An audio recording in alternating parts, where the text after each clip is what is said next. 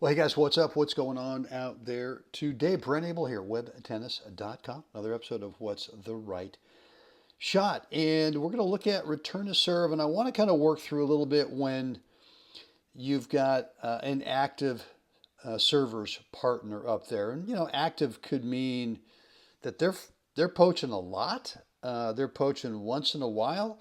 But active could be once in a while, right? Because they may be throwing a lot of fake poaches. They're just basically trying to help out their server with at least some visual distraction, if not an actual poach across into the middle. We got the great Mark Vines on this side, and what we're going to look at is I'm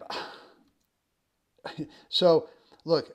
I know he's looking at the ball, and I also know at his peripheral he's sensing, not visually locked on that server's partner, but he's sensing if that partner's on the move. And and this becomes a guessing game because in reality this could be a fake poach, right? It could be that Mike Tamman over there is just giving him a look that he's going to fake. He's going to put the brakes on right about now and then come back. And so for Mark, it shot choice becomes a couple of things. Number one is what are Mike Tamman's instincts, and I should say what are his, I guess, not instincts, but what are his tendencies, right? What does he typically do? And if there's a lot of just faking, then okay, then that's what it is. It's more of just a visual distraction, and Mark knows that. But if from time to time Mike's going to move, then Mark's got to decide right here, is it, it's a guessing game. That's the best way that I can articulate it. It becomes a guessing game at some point, unless that service partner really, really moves early and you get a real easy look at it. At this level, that doesn't happen too often. So Mark guesses that Mike is on the move and decides he's going to drive it up the line. Now, look, how often do we see guys think, well, if the guy's going to move, then I got to go up the alley. I got to make sure that ball's in the alley because I really don't want that guy to have a chance, right? And yet, what's Mark looking at? I mean, he's got no idea right now, other than he's looking at the tennis ball. He's got real no idea if Mike's faking or not. But he's guessed that he's on the move. And he's committed to just simply going, if he's moving, and that's what I'm guessing, then I'm gonna play it right where he was and make it really a safe shot, not have to flirt with that double sideline over there because I feel like I got to hit a winner. I mean, the chances are at whatever level you're playing at, no matter how well you hit it, that server over there is going to have a chance for it, right? And so I just want to get inside your head a couple things. Number one is that at some point, unless the guy moves ridiculously early, when you're not sure, but you sense it, you feel it, then you know what? It's a guessing game, right? And you might sense it's a fake. You might sense the guy's lurking out there. It's a fake. He's going to put the brakes on, and then you go back cross court. In this case, you sense the guy's moving. I'm committed, and I'm going to drive it where he was. Simple as that. You don't need, because look, if it ends up being a fake and you drive it here where he was, God, you're right. You're right at him. I mean, it just couldn't be a better return if it is a fake. You're not laying it out there for his forehand volley, for his backhand volley. You're just going right at him, and you're tying up stroke technique. Is it coming back? Likely. But is it coming back with authority? Unlikely, right? So, and now the point's on, right? I think the other thing I wanted to mention technique-wise, once you decide the guy's going and you want to drive it, I mean, you could chip it. That would be fine. But I think Mark's hedging his bets a little bit with a drive that if he doesn't go, it's going to be at him. Look, I want you to get a sense here of staying sideways. Whether you slice it, right? Underspin it, or whether you drive it like Mark does here, stay sideways. There's no peeking, right? P-E-E-K. I mean, the ball's left his racket now, and his head's still locked at that point of contact. This couldn't be any cleaner. Could not be any cleaner. And he's staying sideways, and that's how you got to play this drive or underspin, right? Let's play the rest of the point out here and see what happens.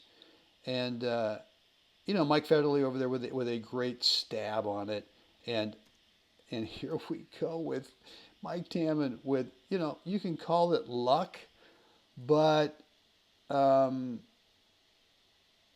look, Mark Vines drills this ball, not trying to hit the guy, but just trying to give it a little ride into him, not head hunting, right? And Mike with the two-handed block, probably unintentional. We'll never know. But it's a perfect lob, right? And Mark just hustles the thing down. And the only thing I would say here, in terms of Mark's partner, Wesley, is that at some point you realize that your partner, that Mark, sorry, too many names starting with M, has hit a great deep lob. And you evaluate it, and you just assume at this point it's going to be deep, right? Mike Federle's not going to hit an overhead from back here. So the only thing I would say is that if this is you right here, if you're Wes, I'd like to see you move on up and kind of pinch off at least half the court here, right? But that doesn't happen. But it still works out just fine. Slice approach. Do we have to drive it? No, we don't. We could slide it in there and just play it as a little slice approach. And, tip our hats to Mike Federle for playing this forehand that gets down. And if you look at Mike Tammon with the semi-fake poach, right? He takes a glance back at his partner. I know, everyone tells me you're not supposed to do that, except the best players do. And the reason they do that is to get an idea of what their partner's done in terms of the timing right here for a little fake movement, a little fake poach, showing Mark, hey man, I might be out here and I might be going. And Mark decides to bite on that invitation and goes back at Mike, and here you go with a tough volley. And, it just goes a little bit deep. Lot to that point, right? There's a lot to that point. So let's go back. Let's just kind of play it in real time. Real time meaning that we're not going to see the return in real time, but we're going to see the rest of the point in real time. And yeah, we've been through this part. Here it is. Beautiful drive. Clean, simple, all day long. And here we go. Right here.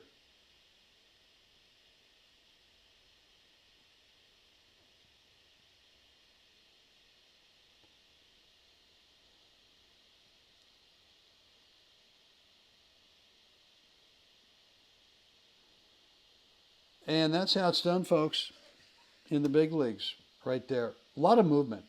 Look, all props to Mark Vines, right? And look, if you guys are looking for a great camp, I highly recommend the Senior Excellence Tennis Camps that Mark runs in Naples, Florida. He's got sessions from time to time. The best way to get in touch with him, find out when the next session is to go over to facebook.com/set camps. And you can get information over there and get in touch with Mark as well. Guys, hope this was helpful today. We looked at a lot of stuff. I would suggest you pick out one thing only, and just one thing, and kind of work it through some practice sessions, and then start there. Look, if you loved it, please click the like button. Make sure you subscribe to the YouTube channel as well, and then be sure to click that notification bell so you're always alerted anytime I go live and or like today, upload a pre-recorded video for you guys. And then look, if you have not looked at my mindset skills training course, I highly encourage you to do so. Whoops, hold on for one sec. Where are we going here? Here we go. And we're right there. Down below in the description area over at YouTube, there's a link that will take you to the 5 mindset skills courses I put together for you. It's a 28-day training course. It takes about 5 to 7 minutes a day. But if you want some confidence on the court, if you want some clarity on the court, I highly encourage you to take a look at this course and get signed up for it. Right down below, the 5 mindset skills course. There's a link there for you. Guys, hope this was helpful. As always, now it's time. We got to get out there. We got to help someone else have a spectacular day. Guys, see you again next time.